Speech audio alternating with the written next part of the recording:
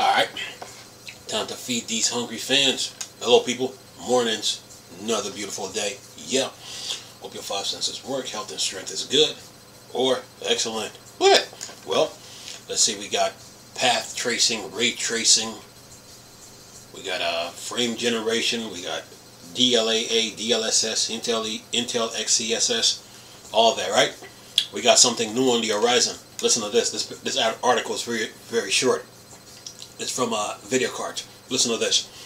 It says lossless scaling to receive 4x frame generation update this week. It says frame generation times 4. Is this the path frame generation will take in the future, or just a gimmick no one needs? It says lossless scaling is a paid tool that enable frame generation and upscaling in games that either do not have it yet or will never get it because they are no longer developed. Adding these features to such games would require either driver in-level optimization, such as AMD Hyper RX software stacks with Radeon Super Resolution upscaling and fluid motion frame generation, or work by modders. The LS tool fits somewhere in between because it is not an official AMD/Intel or Nvidia tool, nor will it ever become one. However, chances are that future frame generation technology will follow the path set by lossless scaling, which is not just doubling the frame rate, but tripling or even quadrupling it. And it says here, the upcoming 2.11 version, which is set to launch on August 10th, will introduce 4x frame generation. This follows the release of 3x FG in June. Naturally, one might wonder what benefit is to adding 4 times more frames if they never existed in the first place. However, this will depend on the game content, game pace, and perhaps more importantly, native performance. Frame generation typically requires a starting point of more than 60 FPS. However, many gamers are using FG with games running at much lower frame rates. It says the potential drawbacks are not limited to artifacts, but also lags. AMD has made its first attempt at reducing frame latency with its new Fluid Motion Frames 2 release, but it is not yet part of the main driver. The company is still collecting feedbacks. As for lossless scaling, a gameplay demo featuring the upcoming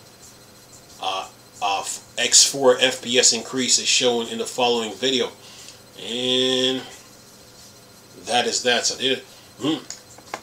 there's got 27 comments here. Let's see what we got. RV said this: I use this tool in FPS lock hard-coded games, 15 frames per second, 30, 60. Having that 4 times frame is a dream come true.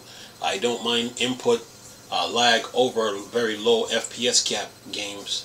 Thank you, sir. And then Leo said this: perfect to play offline with old GPU, especially newer AAA games, RX 580, GTX 1060. I wouldn't recommend to play competitive games due to the high latency.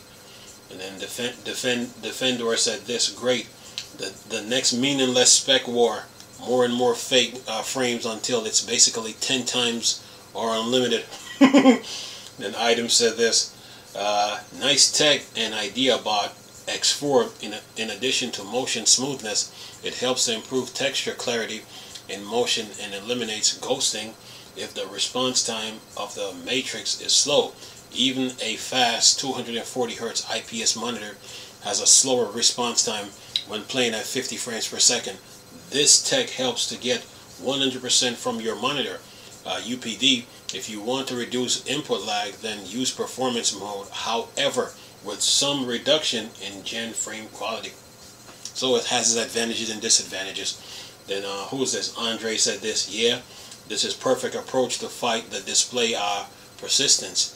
Running the game at 100 FPS and then interpolating to 1000 FPS on 1000 Hz would be perfection that everyone would love. Even the biggest anti-frame gen haters, the clarity would be incredible. but due to video bandwidth limitation, the interpolation would have to be done directly at the display controller, so it would be best to send motion frame buffer together with RGB to reduce artifacts. This is quite likely the future method of XR headsets that need sub 1 ms persistence. Then Soup replied and said, okay, the problem is the quality of the generated frames need to be extremely high for this to work. Well, since interpolation artifacts become more visible as frame multiplication rates increase, we have a long way to go. And then Tech said this, finally, Arc Alchemist is competitive. Then Amp, he said, this is just marketing. Input lag reduction should be the priority. Then RV, he was like, okay, 240 Hz monitor users here, 30 FPS and 60 FPS hard-coded cap games run horrible than input lag.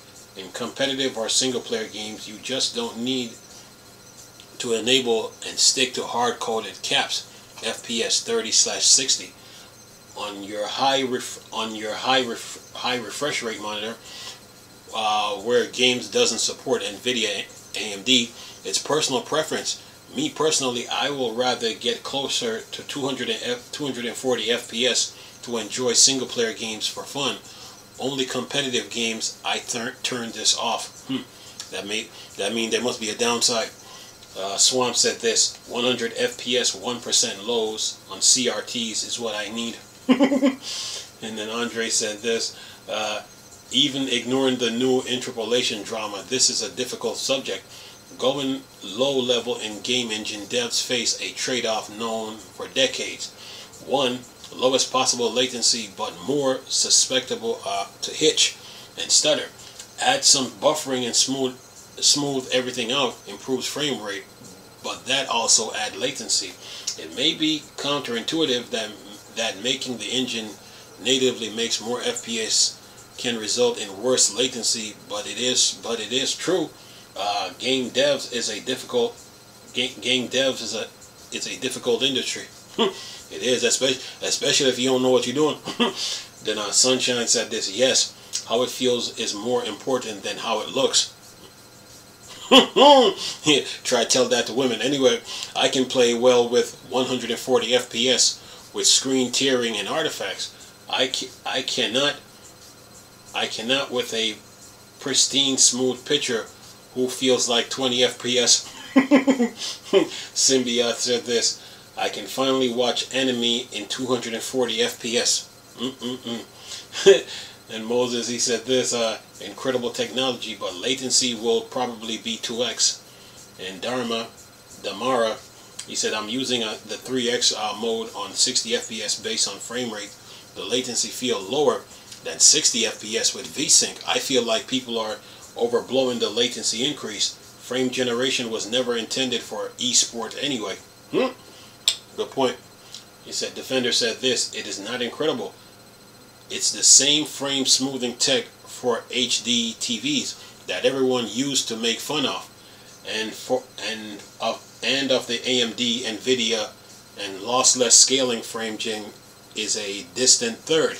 Both in terms of artifacts and latency, it is the FG of last resort.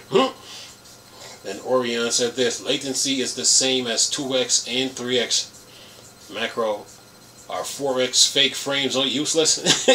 And Moses says, it is not 2022 anymore. People like FG now with FSR3 LOL. I prefer to play boosted from 68 FPS to 100. And then Defender said this, yeah, it's only NVIDIA had FG. There was all the sour grapes from AMD fans that it was useless. Now that AMD has it too, it's the greatest thing ever. But like everything else for GPU, NVIDIA was first and still does it better. Yeah, you know the AMD fans will have something to say about that anyway. And then Moses said, amen. Macro, useless, harmful to players. And then Dharma said this, oh really? Show me a figurine where did frame generation touch you? And Papadopoulos, very useful. I was playing a game locked at 25 FPS, and it made me feel nauseous after 20 minutes. But with this, I was able to play for 30 minutes just fine.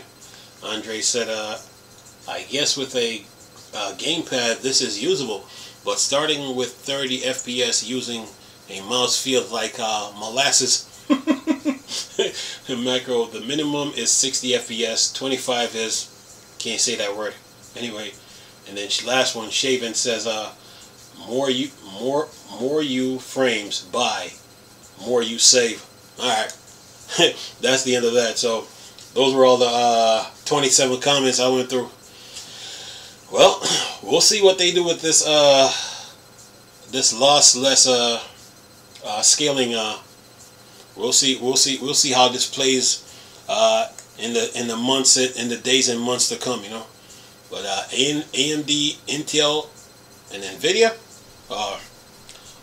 look like they're still working, got some work to do. So if this improves frame generation 4 times, well, it has its advantages and disadvantages.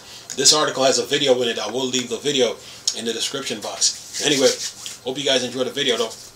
Nice talking to you people again. Chris, still a Star Wars Star Trek thing. Board, dark side. Go home. Peace.